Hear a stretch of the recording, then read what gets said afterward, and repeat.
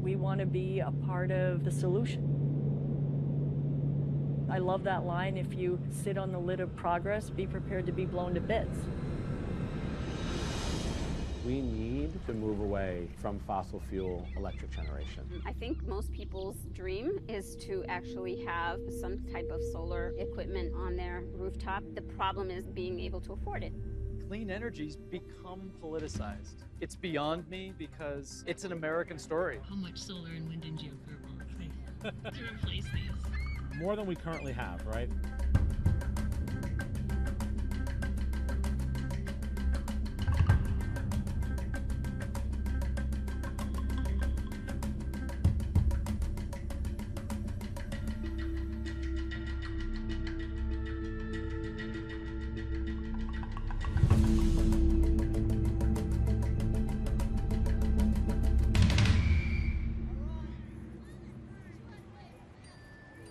When you think about the New York City we know and love, if you look at the National Climate Report, that's not going to exist in 50 years. New York that we all know and love, communities will be ravaged by climate change. It'll be hotter than it's ever been.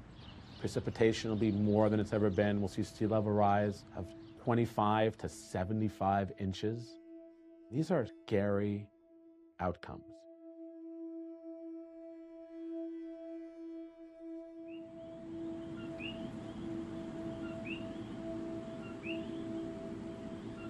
When I see the grid being rebuilt, I'm of the mode that this should be 100% solar. And I'm not saying that because I'm inspired by it or it's visionary. It's like the most conservative thing you can do is to do solar in Puerto Rico. Everything else is risk because you're just going to build the same grid back in 10, 20 years. Another storm will come through and knock it down. The big aha for me was when I literally saw projects that we had just finished, like an amazing, strengthen and harden the lines and make them more resilient for weather events. Those same projects, they become twigs and twine when Mother Nature moves in.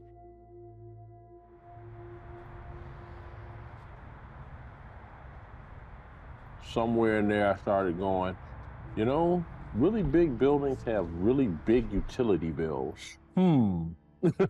How am I going to address that?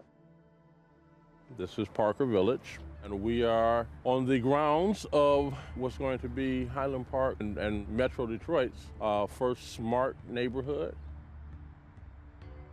The entire project is rooted in renewable energy, media, aquaculture, and technology.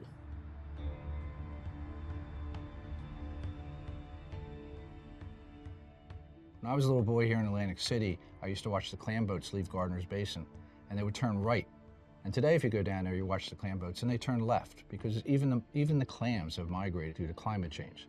Fisherman's Energy is an offshore wind development company founded by the commercial fishing industry of New Jersey.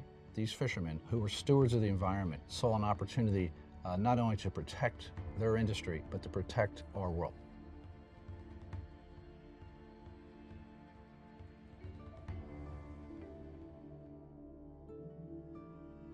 How are we able to finance that for especially the communities that have been most excluded and marginalized, that are environmental justice communities in terms of being impacted by that dirty fossil fuel generation, and yet being in the shadow of these plants, so to speak, and not being able to afford an alternative? That's what we're looking to promote, that alternative.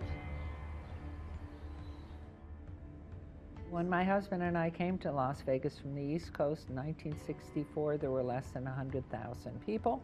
Now we're over 2.2 million, but that has nothing to do with the 43 million visitors we get every year. We've had wonderful time with our energy partner, Nevada Energy, who's supplied the lion's share of the solar panels that made us 100% renewable energy. I think we were the second city in the entire country, if not in the entire world. It is all about how people are going to get here, stay here, live here, and be able to visit here, and not create more pollution and filth, but make sure it's a clean way of living. Believe me, you'd have to be totally brain dead not to understand this.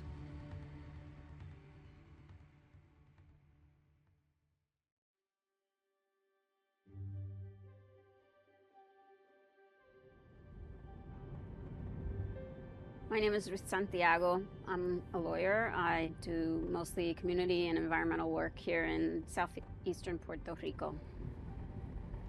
Salinas and Guayama, they border what is known as the Hobos Bay and are among the poorest communities, the rural areas in Puerto Rico. Also, they both house the most contaminating power plants in Puerto Rico.